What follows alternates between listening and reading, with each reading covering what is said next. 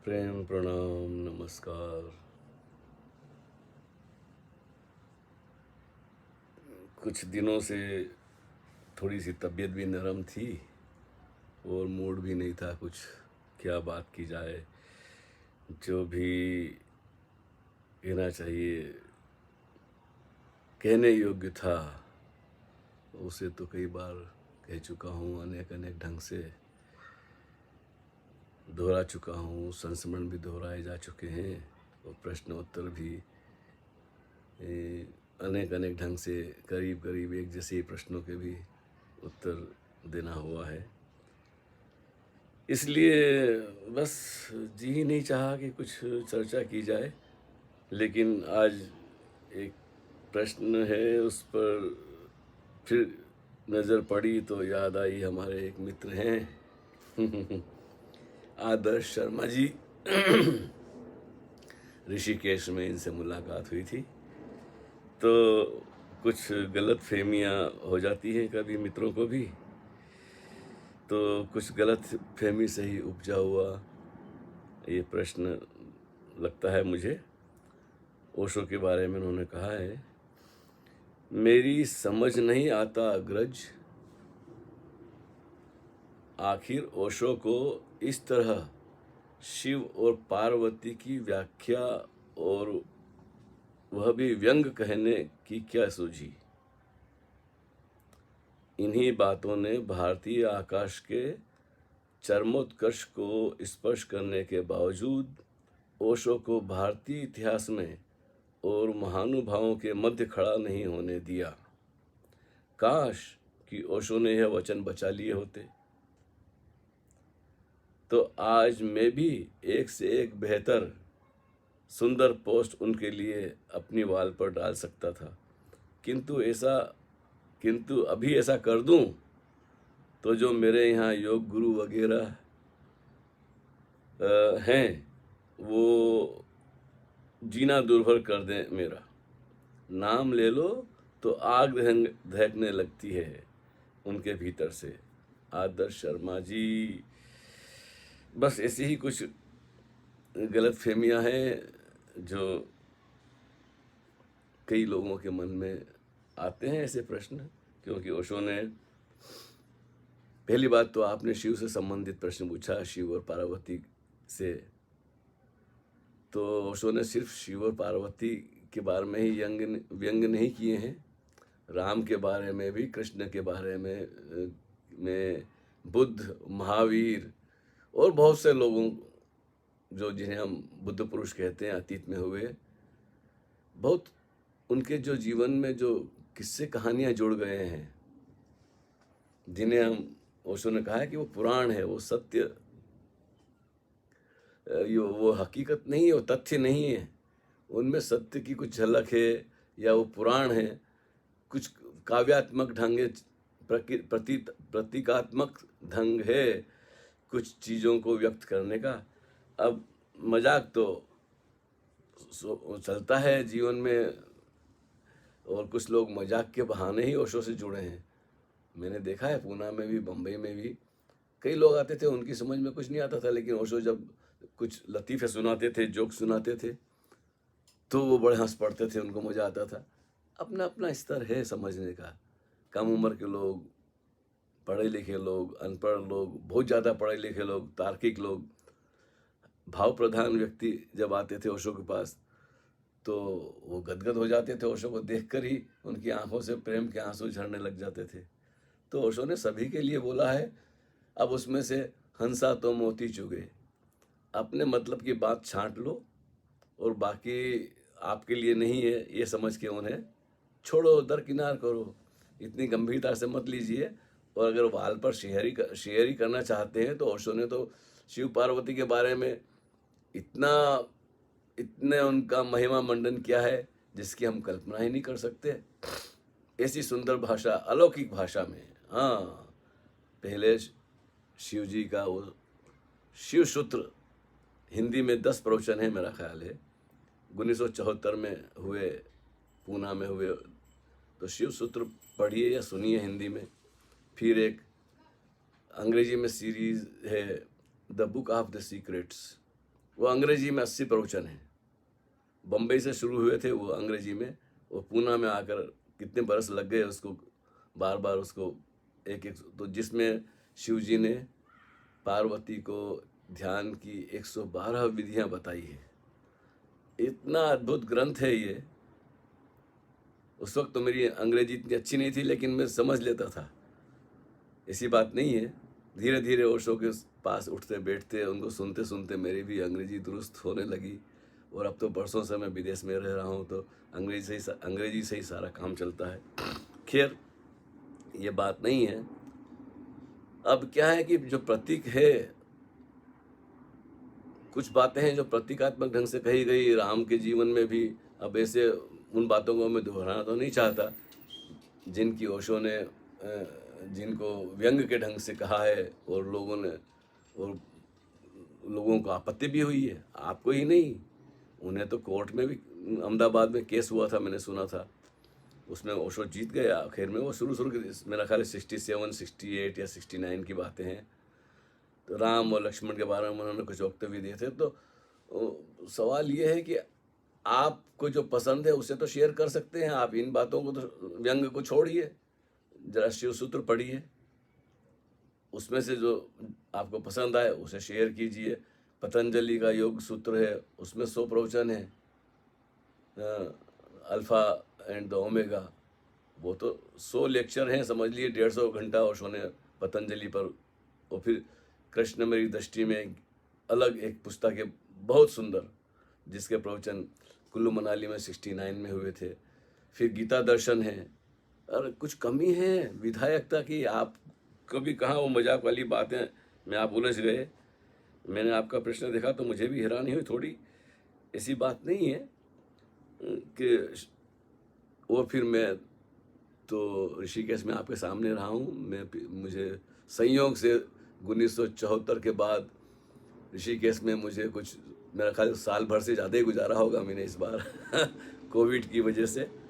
तो मैंने सारे वहाँ आश्रमों में देखा है, इधर उधर जहाँ भी ओशो की ध्यान विधियाँ कोई लोग सिखा रहे हैं कई जगह, उन्हीं की बातें घुमा फिरा कर, कुछ उनके शिष्य भी हैं ओशो के, और अधिकतर तो जो उनके शिष्य नहीं है वो भी ओशो की किताबें पढ़ के, उनके प्रवचन सुनकर उन्हीं बातों को थोड़ा बहुत बदल के या वैसा का वैसा ही परोस देते हैं। तो ओशो की नकल तो सभी जगह चल रही है। और आप चुन लीजिए ऐसे 2-4, 10-20 पेज जो आपको पसंद है, तो पहले इनको पढ़िए तो सही। शिव सूत्र पढ़िए, द बुक ऑफ सीक्रेट्स पढ़िए। आपने शिव की बात करी इसलिए मुझे याद आ गई ओशो की कि भाई शिव पर उन्होंने तो जो व्याख्या की है, अन्यथा कहीं ऐसी बातें सुनने को नहीं मिलेगी आपको। और मजाक भी ज़रूरी हो जाता है, क्योंकि हमें जो श्रद्धा करना सिखाया गया है, विश्वास या करना या मान लेना, तो धर्म का मानने से तो संबंध नहीं है ना, ये तो प्रयोगात्मक है। ओशो का जोर प्रयोग, आप तो खुद योगा टीचर हैं, लोगों को प्रैक्टिकल प्रयोगात्मक कर के दिखाते हैं आसन वगैरह। तो जो द बुक ऑफ सीक्रेट है उसमें 112 ध्यान की विधि है। पार्वती पूछती है, O Shiva what is your reality, तुम्हारा सत्य क्या है शिव। तो शिव, ओशो की बात बड़ी गजब की है। जब हमने उनके मुख से सुना, श्री मुख से सुना ये प्रश्न, कुछ 15-20 ही लोग थे उस मीटिंग में, मेरा ख्याल है, बस 20 से ज़्यादा तो नहीं थे, 20-25 ज़्यादा से ज़्यादा समझ लो। जब उन्होंने the book of secret Woodland में शुरू की, वो 10 रुपया टिकट रखा था। भाई उस वक्त आर्थिक स्थिति ऐसी थी। हाँ, खैर, तो जब उन्होंने ये पढ़ा कि ये सूत्र पढ़ा, हमने तो कभी विज्ञान भैरव तंत्र पढ़ा नहीं, पहली बार नाम भी सुना और ओशो के मुख से भी सुना। O Shiva what is your reality, ओ शिव तुम्हारा सत्य क्या है। तो हमने सोचा ये अजीब सा प्रश्न है, अब ओशो क्या बताते हैं। तो ओशो ने बताया कि ये शिव ने पार्वती को कोई जवाब नहीं दिया, बल्कि ध्यान की विधि दी और कहा कि तुम ये इस ध्यान से गुजरो और तुम जान जाओगे कि मेरा सत्य क्या है या मैं कौन हूँ। ऐसे फिर प्रश्न उठाती है पार्वती, फिर प्रश्न का उत्तर शिव ध्यान की विधि के द्वारा देते हैं। ऐसे धीरे धीरे करते करते उन्होंने न कितने प्रश्न पूछे और शिव ने 112 विधियां ध्यान की थी, और सब बड़ी सामान्य सी, बड़ी सरल सी विधियां हैं, लेकिन करने जाओ तो बड़ी कठिन लगती है। कभी कभी बड़ी छोटी सी चीज़ सुनने में, बुद्धि से समझने में ऐसा लगता है इसमें क्या रखा है, लेकिन जब हम करने बैठते हैं तो पता चलता है कि इतनी समग्रता से किसी ध्यान की विधि में सतत लगे रहना बड़ा मुश्किल है। हाँ, क्योंकि वो इतनी ज़्यादा सरल होती है कि उसमें करने जैसा कुछ नहीं होता है, जागने जैसा होता है। और हम करना जानते हैं, हम क्रियाओं को करने में बड़े वो हैं, कुशल हैं। इसलिए योग का जो है प्रभाव बढ़ता जा रहा है सारी दुनिया में, कि लोग करना चाहते हैं, होना नहीं चाहते, और करने के चक्कर में जो बीइंगनेस है, जो होना है हमारा, वो कहीं धुंध में बिल्कुल उसका तो बोध ही नहीं हो पाता है कभी, क्योंकि क्रिया के पहले हमारा होना है, बीइंगनेस। हम हैं इसलिए क्रिया हो सकती है, चिंतन हो सकता है, क्योंकि चेतना है। चेतना क्या है? चेतना जो हमारा बीइंगनेस है, जो हमारा होना है, जो हमारा अस्तित्व है। लेकिन क्या है कि बस जो इतनी सूक्ष्म बातें नहीं समझ सकता, उसके लिए सारी ध्यान की विधियां हैं। हमने भी किया है, हमने ऐसा नहीं कि हमने भी बहुत सारी विधियां करी, और धीरे धीरे जब पता चला कि भाई ध्यान की विधियां सीढ़ियों जैसी है, सीढ़ी पे खड़े मत रहो और सीढ़ियों पे चलते भी मत रहो, सीढ़ियों से चढ़ के पार उतरना होता है। तो ऐसा है कि व्यंग के अलावा भी ओशो ने बहुत कुछ कहा है। व्यंग तो राम पर भी बहुत किए हैं ओशो ने, महावीर पर भी किए हैं, आप और बुद्ध पे भी किए हैं। लेकिन जब आप महावीर मेरी दृष्टि में और महावीर वाणी और जिन सूत्र पढ़ेंगे, तो जो उसका विधायक जो भाग है वो अद्भुत है। वो पढ़ेंगे तो आप भूल जाएंगे सारी ये छोटी मोटी जो हंसने हंसाने की बातें हैं, ये कुछ खास लोगों को देख कर की थी, और वो हमें झकझोरना चाहते थे ओशो, कि हम ऐसे ही बिना प्रयोग की हर किसी बात को मान ना लें। अब मैं दोहराना तो नहीं चाहता, जैसे अभी वो पार्वती के बारे में देखिए, मुझे जरा आजकल खांसी वगैरह चल रही है, थोड़ा सर्दी जुकाम जैसा हो रहा था, तो उन्हीं बातों को दोहराने से क्या फ़ायदा जो ओशो बता चुकी है, उन्हीं कहानियों को। लेकिन मैं ये कहना चाहता हूँ कि वो प्रतीकात्मक बातें हैं, और किसी खास उसका बैकग्राउंड रहा है। जब लोग प्रवचन सुनते सुनते जब ओशो बिल्कुल गहन और सूक्ष्म बातें करते हैं, तो बहुत से लोगों को झपकी आने लगती है प्रवचन में।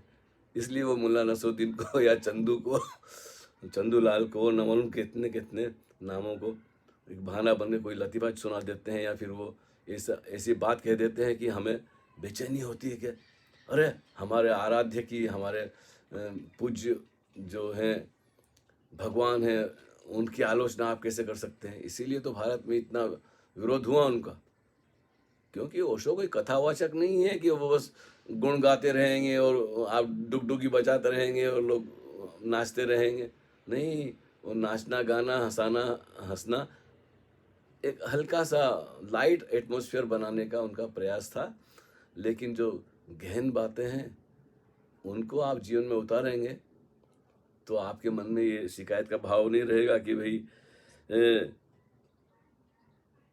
पार्वती की व्याख्या और वह भी व्यंग में कहने की क्या सूझी नहीं, उन्हें जानबूझकर किया है। बहुत सी बातें ओशो ने जानबूझकर कम से कम समय में लोगों तक कैसे बात पहुंचे। प्यारी प्यारी मीठी मीठी बात कहो तो लोग सर से गुजर जाती है, बोलते हैं जी बहुत अच्छा, हमने भी वो। लेकिन जब कोई कांटा चुभता है, उनकी बात चुभती है, तो आदमी चिंतन करता है, सोचता है, फिर उसका कारण का पता करता है कि आखिर कही तो अभी आप भी करेंगे, क्या सूझी, अब आप पता लगाए क्या सूझी। वही तो फ़र्क पड़ जाता है। अब हम तो उनके साथ जुड़े हैं शुरू से, तो उनके जो नाटक होते हैं, खेल होते हैं, ढंग होते हैं, कहना तो कुछ था, लेकिन किसी खास व्यक्ति के लिए कुछ बातें कही है, और मेजॉरिटी के लिए जब भीड़ भाड़ होती है तो उनको वो लतीफ़े भी सुनाना पड़ता है, मजाक भी करनी पड़ती है, क्योंकि भीड़ की पहुंच नहीं है। सत्य तक पहुंचना अकेले का मार्ग है, अकेले की यात्रा है ये। तो प्रवचन के माध्यम से तो वो हमें कुछ झकझोरना चाहते हैं, चेताना चाहते हैं कि तुम इन कहानी किस्सों में उलझ के मत रह जाना, इससे भी अधिक कुछ है। तो आप फिर से आपसे निवेदन है कि इतनी जल्दी से निर्णय मत लें कि वो लोग ऐसा क्यों कहा, क्या नहीं कहा। आप जरा ये 2 ग्रंथ पढ़िए, आप शिव सूत्र और the book of the secret, उसका भी हिंदी अनुवाद उपलब्ध है तंत्र सूत्र के नाम से। ऐसे तो बहुत सारी पुस्तकों के मैं नाम गिनवा सकता हूँ, लेकिन आपने शिव की बात करी तो फिर बात यह है कि दूसरी बात यह है कि हमारे जो भारतवासी हैं जो शिव की पूजा करते हैं या राम जी की पूजा करते हैं या कृष्ण की पूजा करते हैं, वो क्रियाकांडों में छोटी छोटी औपचारिकता में इतने उलझे हुए हैं कि गए मंदिर, घंटी बजाई, ओम नमो शिवा किया और बिलपत्र चढ़ाए या फूल चढ़ा दिए और चरणा मंत्र लिया, प्रसाद लिया और बस 2 मिनट बैठ गए और प्रणाम किया और चले अभी जाके दुकान खोलनी है या अपने नौकरी पे जाना है, स्कूल में जाना है, कॉलेज में जाना है। तो हमने उसको इतना मतलब बना लिया है कि रिचुअल जैसा है, क्रियाकांड जैसा कि सुबह आया वो भी बिल्कुल यांत्रिक ढंग से है। उसमें होश जैसा, बोध जैसा, प्रेम जैसा कुछ दिखता ही नहीं है। जैसा मंदिर से निकलता बाहर आदमी, वो कुछ और होता है, मंदिर में जाते वक्त कुछ और होता है, बड़े जाता है और वहाँ बस करके कि जैसे फिर 24 घंटे तो उस बात से कुछ लेना देना नहीं होता, उसके जीवन में कुछ असर नहीं पड़ता। आपने सुनी होगी एक ओशो से ही एक कहानी नहीं, वो हुआ है बंगाल में। भट्टो जी ऐसा नाम था उनका, शायद भट्टो जी या चटर्जी, पता नहीं, भट्टो जी था। तो बड़ी अद्भुत उनकी घटना है कि वो भट्टो जी बहुत पढ़े लिखे व्यक्ति थे, अध्ययनशील थे, चिंतन मनन करने वाले थे और वो पिता के साथ रहते थे। पिता बड़े धार्मिक थे, तो निरंतर पिता अपना कर्मकांड जाप जप तप करते थे, मंदिर जाते थे। भट्टो जी कभी मंदिर गए ही नहीं।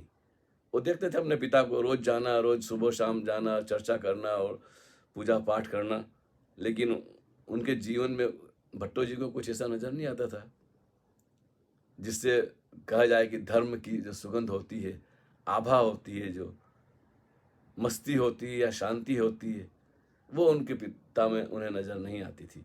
तो पिताजी कई बार आग्रह भी करते थे, निवेदन भी करते थे, बेटा कभी तो चल मंदिर। तो भट्टो जी ने कहा हाँ जाऊंगा, एक बार जरूर जाऊंगा। तो वो समझते थे ये तो नास्तिक है, ये क्या जाएगा और क्या करेगा। तो कुछ ऐसा भट्टो जी किसी काम में उलझे होंगे, शायद किसी थीसिस में वगैरह में, पता नहीं क्या, पूरी बात तो मुझे याद नहीं। खैर एक दिन भट्टो जी ने कहा कि आज मैं मंदिर जा रहा हूँ। तो पिता खुश हुए, चलो जी, कहता था कि जाऊंगा जाऊंगा, तो आज मंदिर जा रहा है। तो गया मंदिर, सर झुकाया तो बस झुका ही दिया। फिर भट्टो जी की वहीं समाधि लग गई, वापस नहीं आए, शरीर ही छोड़ दिया उन्होंने। मतलब इतनी गहनता से, इतनी समग्रता से उन्होंने अपने आप को समर्पित किया कि फिर वापस लौटने वाला कौन है। अहंकार विदा हुआ तो शरीर से तादात्म्य छूट गया। ये जो मैं भाव है, इसके रहते सारी पूजा प्रार्थना योग तप सारे क्रियाकांड व्यर्थ हैं। व्यक्ति का अहंकार है, मैं भाव है, चाहे वो भारतीय हों या विदेशी हों, हिंदू मुस्लिम सिख ईसाई कम्युनिस्ट जो भी हों, मानने वाले नहीं मानने वाले, शक शुबा करने वाले, जहाँ भी मैं भाव सघन है, अहंकार है, अस्मिता है, वहाँ सब औपचारिकताएं हैं, दिखाने के लिए लोग जाते हैं मंदिर। कई लोग तो बड़ी चर्चा भी करते हैं। तो ऐसा है कि आप हमारे मित्र हैं और इतनी जल्दी जी तो नहीं चाहा। पहले ये प्रश्न कई दिनों से आया हुआ है, लेकिन पता नहीं क्यों आज मैं कुछ देख रहा था तो आपका प्रश्न फिर दिखाई दिया, तो मैं बोला नहीं कुछ बात है। तो आपसे निवेदन है कि बहुत कुछ है, इतना विधायक शिव और पार्वती में भी, राम में भी, राम की आलोचना भी की है और राम की इतनी प्रशंसा की है ओशो ने कि आप अद्भुत।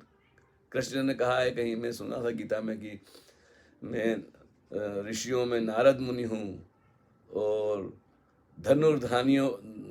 जब कृष्ण की गीता में कोई, कृष्ण जब अर्जुन से कहते हैं ना, तो बहुत सारे ऐसे बताते हैं कि मैं स्त्री में कीर्ति हूँ। वो जरूर सुनना आप, स्त्री में कीर्ति हूँ, और ऋषियों में नारद हूँ, ऋषि मुनि में नारद हूँ, और धनुर्धारियों में मैं राम हूँ। सुने तो सही जरा कृष्ण का वक्तव्य। और जिस ढंग से ओशो ने उसकी व्याख्या की है इस वाक्य की कि मैं धनुर्धारियों में राम हूँ, राम की जो महिमा उसमें, आहा, तबीयत खुश हो जाती है कि क्या ढंग है ओशो की, क्या शैली है और क्या शब्द है। तो बहुत कुछ विधायक है। आप जरा गौर से साहित्य को फिर से पढ़िए और सोचिए समझिए। अपने हीरा तो क्या, हंसा तो मोती जोगे, अपने मतलब का काट छाट के निकाल लीजिए और उसे शेयर कीजिए आप अपने फेसबुक पर। उतना दायित्व तो हम सभी मित्रों का है ही जो ओशो को पसंद करते हैं। छोटी सी बात के लिए पूरे साहित्य को तो नकारा नहीं जा सकता है ना। और लोग क्या कहते हैं, ओशो नहीं परवाह की। लोग तो चाहते हैं कि लोग भड़कें। जब लोग भड़कें, आप नकारात्मक भी डाल के देखिए, जब वो भड़कने आए तो आप उनसे बातचीत करिए, जरा चुनौती स्वीकार कीजिए और जवाब देना आपको आएगा। आप भरोसा रखिए। ओशो हमसे ही कहते थे कि जाओ लोगों से मिलो, बात करो। तो हम भी आपकी तरह थे जी, हम क्या कहें। बोलते यार तुम बोलना शुरू करो, आगे मैं संभाल लूँगा। तो आप अगर ये व्यंग भी शेयर करते हैं तो लोगों में, आपने कहा है ना, आग लग जाती है। क्या लिखा है आपने वगैरह, जीना दुर्भर कर दे मेरा, नाम ले ले तो आग दहकने लगती है उनके भीतर। को भाई इतना तो चैलेंज स्वीकार करो, चुनौती स्वीकार करो। पहले मीठा मीठा परोसो ताकि लोग आपके पास आएँ, आपके पोस्ट पढ़ें, उस पर कमेंट करें, और फिर एक दो बार वो भी व्यंग्य भी करके देखो, फिर उनमें देखना कि क्या होता है। ओशो ने भी ऐसे ही किया है। पहले तो बड़ी उन्होंने प्रशंसा की और बड़ी गहन बातें करी, और फिर बाद में जीसस की भी बहुत प्रशंसा की। वो एक है क्या कहना चाहिए, द मस्टर्ड सीड। अब उसमें शायद 20 से ज़्यादा प्रवचन है ओशो के। जीसस क्राइस्ट की बड़ी तारीफ करी, और बाद में और भी उनकी कम फॉलो में इसे गुणगान गाए कि पूछो मत। लोग जितने भी पादरी भी थे कई, और जीसस को मानने वाले भी लोग थे, वो कहीं कहाँ जहाँ जब उन्होंने सुना और पढ़ा पुस्तक तो चले आए, पुनः सन्यासी हो गए। और फिर जब अमेरिका से ओशो लौटे, अमेरिका में गए, तो वहाँ उन्होंने धज्जियाँ उड़ा दी बहुत सारे वक्तव्यों की, बाइबल की, और चैलेंज भी कर दिया पोप को। तो ऐसा है, बुद्ध की भी आलोचना की है, महावीर की भी, कृष्ण की भी, राम की भी। लेकिन ये एक ढंग था उनका लोगों को चेताने का कि सुनी सुनाई बात पर विश्वास मान के बस ऐसे मत बैठे रहना। अपने अंतर की जब तक खोज ना हो, स्वयं का पता ना चले, स्वानुभव ना हो, तो उसके लिए झकझोरना भी जरूरी हो जाता है। नहीं तो कथावाचक तो बहुत हैं जो सबसे समझौता करते हैं सभी। ओशो तो समझौतावादी नहीं है। अरे ये बहुत लंबी ना हो जाए बात, नहीं तो खैर ये आपका मैंने सुना दिया है। बेफिक्र रहिए और लोगों की इतनी चिंता मत कीजिए। पहले आप फूल तो बांटें, बाद में जब मूड बन जाए, जब लोग आपसे राजी हो जाएं, तो फिर कभी हिम्मत करके व्यंग भी परोस देना। और फिर जो होगा, क्या बोलते हैं कि डिबेट होगी, हाँ तो उसके लिए तैयार रहना, चैलेंज स्वीकार करना, वो भी आ जाएगा। लेकिन विधायक से शुरू कीजिए आप, ऐसी क्या बात है, डरने की क्या बात है। आप लोगों के ऐसे गढ़ में बैठे हैं ऋषिकेश, तो पंडितों का और साधु महात्माओं का तथा कथित, जब मैं साधु महात्मा सन्यासी कहता हूँ तो मेरा मतलब नहीं है मैं तथा कथित लोगों की बात कर रहा हूँ। मुझे तो वहाँ कोई नज़र नहीं आया ऐसा। हाँ, जगह अच्छी थी, अब तो सत्यानाश कर दिया उन्होंने ऋषिकेश का, हरिद्वार का। किसी ज़माने में वो था, अब तो मैंने रह के देखा तो भाई वही गोरख धंधा है। खैर आपको तो उनके बीच में रहना है तो ठीक है, समल पग रखिए। और बस अब ये काफ़ी हो गई चर्चा, इस पर तो जितनी बातें करें उतनी कम है। अपना ख्याल रखिए, और ये दोनों ग्रंथ फिर से निवेदन है, ज़रूर पढ़िए। और फिर कोई बात हो पते की तो उसको शेयर करना चाहिए। और हरिओम तत्सत। धन्यवाद।